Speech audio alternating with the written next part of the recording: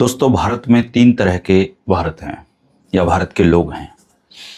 एक आबादी वो है जो बीमार हो जाए तो सरकारी अस्पताल की दहलीज पे दम तोड़ देती है या वहाँ तक भी नहीं पहुँच पाती है। एक आबादी देश में ऐसी है जिसमें अगर उनको बीमारी हो और कोई ज़रूरत उनको महसूस हो तो डॉक्टर उनके घर पे भी अस्पताल बना सकते हैं। और ये दोनों ही तरह के जो लोग हैं, इनको ज़्यादा सी चिंताएं नहीं है। एक के पास साधन बहुत हैं और एक के पास बिल्कुल भी साधन नहीं है। एक को ये क्लियर है कि मेरी मौत निश्चित है और दूसरे को ये क्लियर है कि अगर मेडिकल सुविधाओं के लिए उनकी ज़िंदगी उन पे डिपेंड है तो वो अपने मरीज को बचा लेंगे।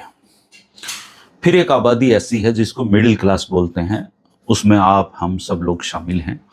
असली जो मुसीबत है इस मिडिल क्लास की है। और बचपन से हमें एक बात सिखाई पढ़ाई जाती रही है कि जो डॉक्टर होते हैं वो भगवान होते हैं। अगर ऊपर मालिक है, ऊपर भगवान है, तो धरती पे ये डॉक्टर उसका रूप है, उसका स्वरूप है। काफ़ी सालों तक देश में डॉक्टरों को भगवान माना जाता रहा और डॉक्टरों ने भगवान की तरह काम भी किया। आज भी देश के अनगिनत इलाकों में ऐसे डॉक्टर हैं जिन्होंने सेवा का रूप धर के, भगवान का रूप धर के मरीजों की सेवाएं की हैं। लेकिन ऐसे डॉक्टर अब उंगलियों पे गिने जाने लायक हैं। अब बड़े बड़े मेडिकल कॉलेजों से निकले हुए बच्चे होते हैं, डॉक्टर बनते हैं और फिर बहुत खर्चीला हॉस्पिटल वो चलाते हैं जिसमें मरीज को कस्टमर के रूप में देखा जाता है। और ये जो हमारा मिडिल क्लास है, ये जब बीमार होता है तो ये किसी हॉस्पिटल में जब पहुंचता है तो इससे पहला जो सवाल होता है वो ये होता है कि क्या कोई आपने मेडिक्लेम वगैरह ले रखा है, या आप हरियाणा सरकार के, केंद्र सरकार के, या किसी पुरुष सैनिक के या सैनिक के फैमिली में से तो नहीं, यानी कि आपका मेडिक्लेम बनता है या नहीं।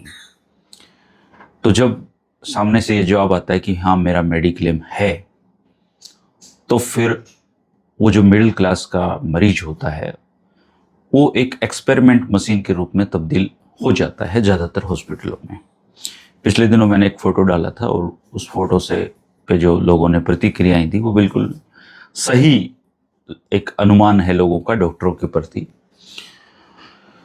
और कल जो मैंने एक अपना एक्सपीरियंस देखा, अपना एक अनुभव देखा, उसको देखते हुए ये वीडियो मैं आपके लिए इसलिए बना रहा हूँ कि जब भी मिडिल क्लास का कोई आदमी बीमार हो तो उनको क्या क्या सावधानियों का पालन करना चाहिए अपने मरीज के साथ।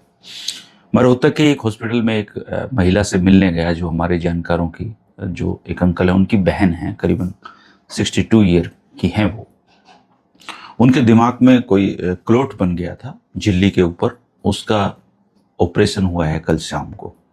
तो जब मुझे पता चला तो मैं मिलने गया और जब बातचीत की तो एक ऐसा एक्सपीरियंस निकला जो आपके साथ शेयर करना बहुत ज़रूरी है, हो सकता है किसी के काम आ जाए। 4 दिन पहले उस महिला को रोहतक के ही एक दूसरे हॉस्पिटल में ये डिटेक्ट हुआ कि इनको ब्रेन की सर्जरी की ज़रूरत है और खून का एक थक्का वहाँ पे जमा हो गया है। तो ये एक हॉस्पिटल में उसको लेके आए थे। उस हॉस्पिटल ने जब इनसे पूछा कि क्या आपके पास कोई मेडिक्लेम पॉलिसी है, तो महिला के जो रिलेशन में थे वो एक विधवा महिला थी और उसके 2 बेरोजगार बच्चे हैं। तो उन्होंने कहा जी हमारा तो कोई ऐसा मेडिक्लेम वगैरह नहीं है, जो कुछ भी है हमारा तो हम तो ज़मीन बेच के बेशक इलाज करा, हमारा कोई व्यवस्थाएं नहीं है इलाज की। तो वो जो हॉस्पिटल था बहुत रेपुटेटेड हॉस्पिटल है रोहतक का। तो उन्होंने कुछ इलाज विलाज करके उनको, जो डॉक्टर थे, उन्होंने सजेस्ट किया कि जी देखो हमारे हॉस्पिटल में तो इसका जो मशीन है जिससे लेज़र से हम ये ऑपरेशन करेंगे वो ख़राब पड़ी है, मैनुअली हम करते हैं, लेकिन उसमें खतरे बहुत ज़्यादा हैं। तो मैं आपको एक गुड़गांव के हॉस्पिटल का एड्रेस देता हूँ और वहाँ पे जो सर्जन हैं इसके, वो बहुत अच्छे हैं और वो आपका बहुत किफ़ायती ढंग से इलाज भी करेंगे और मेरे रेफरेंस से वो इलाज में रियायत भी बरतेंगे। तो सामान्य तौर पे मरीज़ क्या करेगा? हाँ करेगा। तो उन्होंने कहा जी ठीक है, आपका बहुत भला हो डॉक्टर साहब, आप हमें उस गुड़गांव के पते पे भेज दीजिए। जब वो वहाँ पे पहुँचे तो उनको फटाफट से एडमिट किया गया और जब उन्होंने कहा कि जी एक बार पहले ये बता दीजिए कि खर्चा कितना लगेगा टोटल, तो बोले खर्चे की बात बात में करेंगे, पहले आप इनको एडमिट कराइए और 1.5 लाख रुपए आप काउंटर पे जमा करा दीजिए। चूंकि महिला का तो कोई व्यवस्था थी नहीं, तो उसके जो भाई हैं उन्होंने मिलकर पैसा इकट्ठा कर रखा था, उन्होंने काउंटर पे 1.5 लाख रुपए जमा करा दिए। अब उस दिन डॉक्टर आया नहीं, ना डॉक्टर ने बात की, और शाम को फिर एक उनका जो अटेंडेंट है डॉक्टर का, वो आया और उसने कहा कि जी कल इनकी ब्रेन की सर्जरी होगी और आप काउंटर पे जाकर 9 लाख रुपए जमा करा दीजिए। अब 9 लाख की बात सुनकर जो साथ में जो लोग गए थे उनके पांव तले की जमीन खिसक, क्योंकि 9 लाख रुपए तो उनके पास भी नहीं थे, 1.5 लाख रुपए वो ऑलरेडी जमा करा चुके थे। तो उन्होंने कहा कि जी हमें डॉक्टर से एक बार बात करवाओ। तो वो डॉक्टर से उनकी बात करवाएगी। तो डॉक्टर ने कहा कि इलाज पे टोटल 14 से 15 लाख रुपए खर्च आएगा, और अभी आप 9 लाख रुपए जमा करा दीजिए, बाकी जब आप मरीज ठीक हो जाएगा तब आप करा देना। अब उन भाइयों ने सबने विचार किया, किसान हैं वो सारे, कि इतना तो हम नहीं दे सकते, और उन्होंने अटेंडेंट कहा जी हमारी छुट्टी कर दो आप, हम हमारे मरीज को लेके जाएंगे, इतने पैसे हमारे पास नहीं हैं। जब ये मैसेज डॉक्टर को हुआ तो थोड़ी देर में वहाँ पे एक बिचौलिया आया हॉस्पिटल में, उसने कहा जी मेरी डॉक्टर से बात हो गई है, आप टोटल ही 5 लाख रुपए दे देना, आपका उसमें सर्जरी और सब काम हो जाएगा। तो उन्होंने कहा जी 5 लाख भी बहुत ज़्यादा जी हमारे लिए। तो बोले जी आप कितने दे सकते हो? तो आखिरी में जो बिचौलिया है उसने ये तय किया कि 1.5 लाख आपने जमा करा दिया है, आप 2 लाख रुपए और जमा करा दो, आपकी कल सर्जरी हमारी हो जाएगी। अब वो कन्फ्यूजन में कहाँ तो 14-15 लाख रुपए, कहाँ ये 3 लाख पे आ गए हैं, 3.5 लाख पे। तो ऐसे ही बात कर रहे थे तो उनकी जो बातचीत है उसी हॉस्पिटल में दाखिल एक बच्चे के मामा से हो गई। तो उसके मामा ने कहा कि जी सर्जरी हो गई। बोले जी सर्जरी क्या है, इन्होंने इतने रुपए मांगे थे, अब इतने कम कर दिए, हम तो समझ में नहीं आ रहा क्या करें। बोले जी मैं भी ऐसे ही एक अस्पताल के रेफरेंस से यहाँ आया था, मेरा जो भांजा है उसकी वॉल में हार्ट के में छेद है, उसकी सर्जरी होनी है यहाँ पे।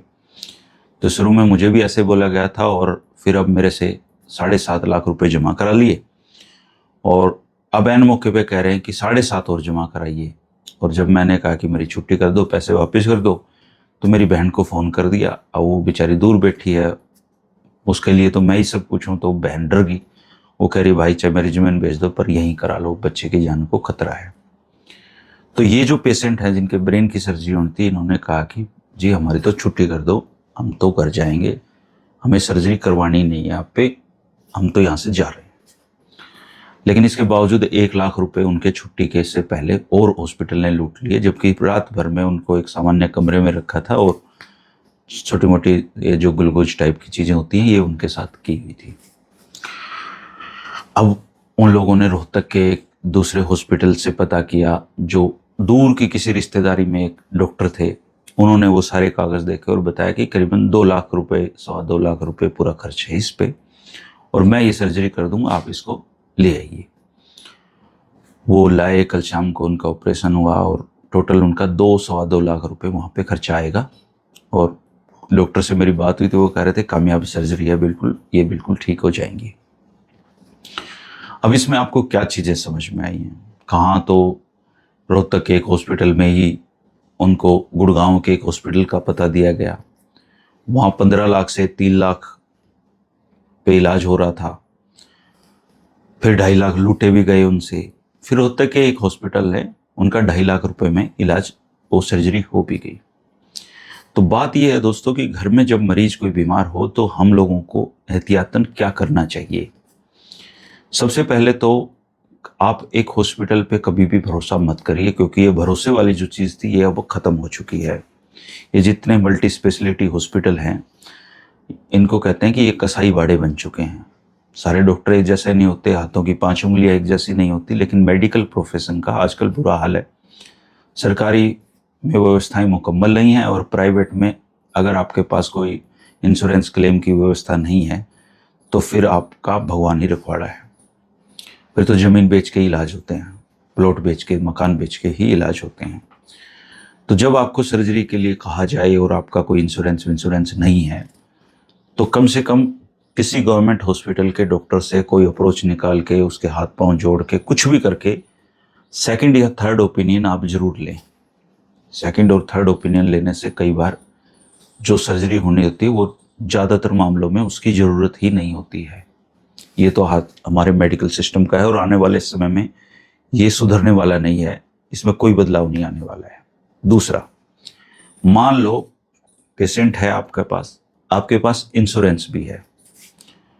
इंश्योरेंस जैसे ही ओपीडी स्लिप पे जो अटेंडेंट है वो इंश्योरेंस का मार्क करती है, उसी टाइम से डॉक्टरों का मीटर इस बात पे चालू हो जाता है कि ज़्यादा से ज़्यादा बड़ा बिल कैसे बनाया जाए। मरीज तो इसलिए नहीं जिक्र करता क्योंकि उसको कोई पैसे नहीं देने हैं, वो तो या तो इंश्योरेंस कंपनी दे रही है या सरकार पे कर रही है। और हॉस्पिटल का टारगेट ये होता है कि सरकार से आ रहे हैं तो तुरंत तो आएंगे नहीं, उसमें टाइम भी लग जाता है। किसी किसी सरकार में राज्य टू राज्य वेरी करता है, तो उसका इतना बिल बना दिया जाए कि वो जो जब आएगा तो वो सारी चीज़ें कंपनसेट होकर मुनाफा अलग से उनका निकल जाए। लेकिन इस चक्कर में जो मरीज है, उस मरीज का हाल ये होता है कि उसको अगर सर्जरी की ज़रूरत नहीं है तब भी उसकी सर्जरी कर दी जाती है।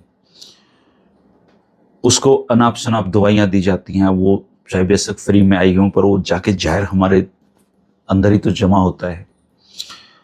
जिन टेस्ट की ज़रूरत नहीं है, दुनिया का हर टेस्ट जो उनके अस्पताल में मौजूद होते हैं वो सब कर डालते हैं, चाहे उसकी ज़रूरत ही ना हो। तो वो सारा मिला के मरीज के शरीर पे उसका इफ़ेक्ट पड़ता है। इसलिए ऐसी किताबें भी लिखी गई हैं कि जिंदा अस्पताल से कैसे लूटें। और रोज़ाना ऐसी चीज़ें सुनता हूँ जिसको देख के मन करता है कि आपसे शेयर जरूर करें। हो सकता है 2 आदमियों को इसका फ़र्क पड़ जाए तो भी बेनिफिट मिलता है बातों का। और ऐसी अजीब अजीब सी बातें सुनने को मिलती हैं। जैसे कल ही मुझे किसी ने बताया, वो मेडिकल लाइन के डॉक्टर हैं, सीनियर काफ़ी। उन्होंने कहा कि गुड़गांव में एक आदमी 5 हॉस्पिटल चलाता है और वो खुद अनपढ़ आदमी है, 4वीं 5वीं तक पढ़ा है, लेकिन 5 हॉस्पिटल उसने बना रखे हैं और बढ़िया डॉक्टर अपॉइंट करता है, अच्छा हाईली उनको पे करता है। सारी सरकारों से, सारी इंश्योरेंस कंपनियों से उसका टाई अप है हॉस्पिटल का। और वहाँ एक बार मरीज घुस जाए बस फिर अगला काम डॉक्टर अपने आप देख लेते हैं। और इस व्यवस्था में कोई सुधार नहीं होगा। जो सरकारी व्यवस्थाएं हैं वो आबादी का बोझ नहीं सहन कर सकती, क्योंकि सरकार की उतनी तैयारी ही नहीं होती है। और जनता कोई हॉस्पिटल मांगती भी नहीं है। जनता जब चीजें नहीं मांगती है तो सरकार फिर उनको देती भी नहीं है। हमारे यहाँ विकसित राष्ट्र तो हम हैं नहीं, हम तो विकासशील हैं। और विकासशील देश तो ऐसे ही होते हैं जी। प्राइवेट के सामने सरकारी व्यवस्थाएं कहाँ मतलब मुकाबला उसका करेंगी। कोई एक आध अपवाद हो सकता है लेकिन नहीं कर पाएंगी। तो आपको अपना मरीज प्राइवेट में लेके जाना है तो आपको ये भी सोचना होगा कि उसको जिंदा घर कैसे लेके आएं, और जिंदा के साथ साथ स्वस्थ कैसे लेके आएं। बीमार था, उसको सर्जरी की ज़रूरत है या नहीं, ये केवल एक हॉस्पिटल को मत तय करने दें।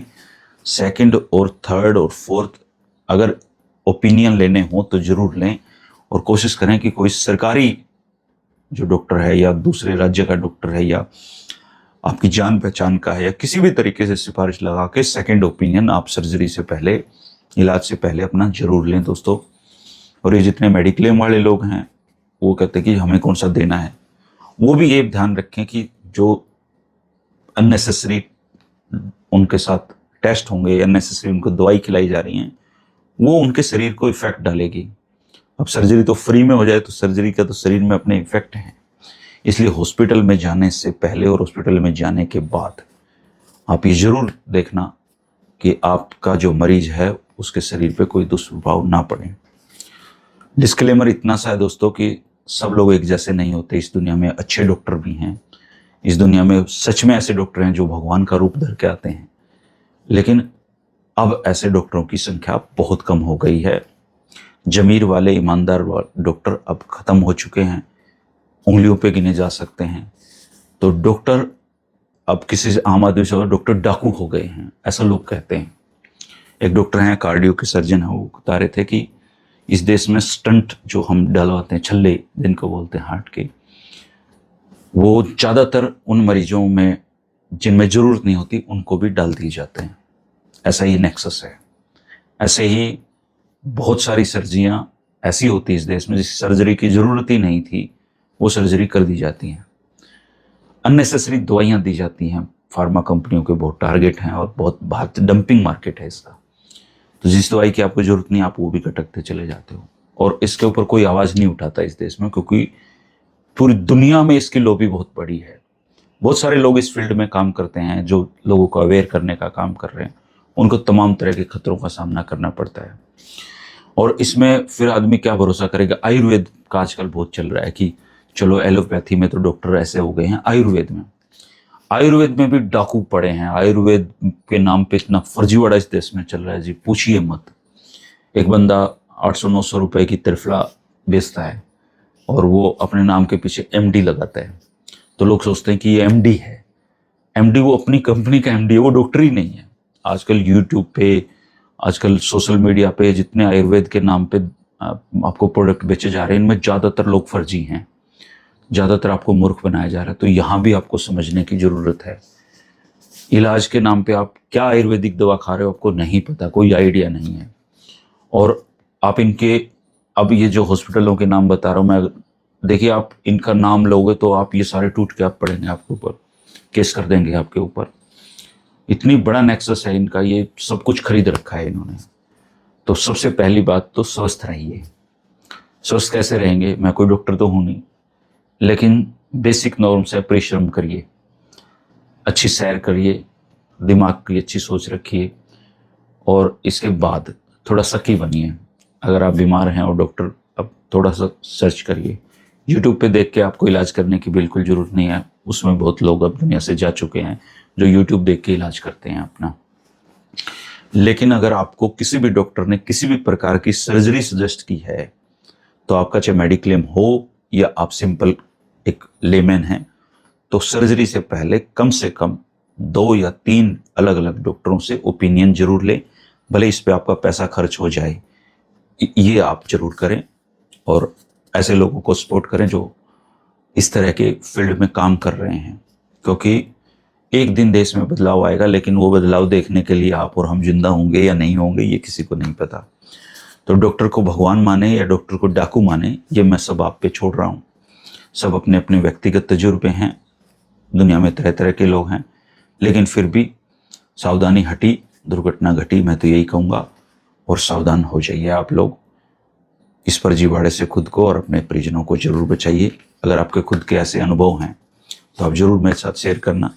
इस पे शायद एक फिल्म भी बनी है, बिल्कुल ऐसे ही, ये सच है, बिल्कुल जो समाज में घटता है वही फिल्मों में दिखता है। तो आप अपने अनुभव इस पर जरूर शेयर करना दोस्तों। शुक्रिया, नमस्कार।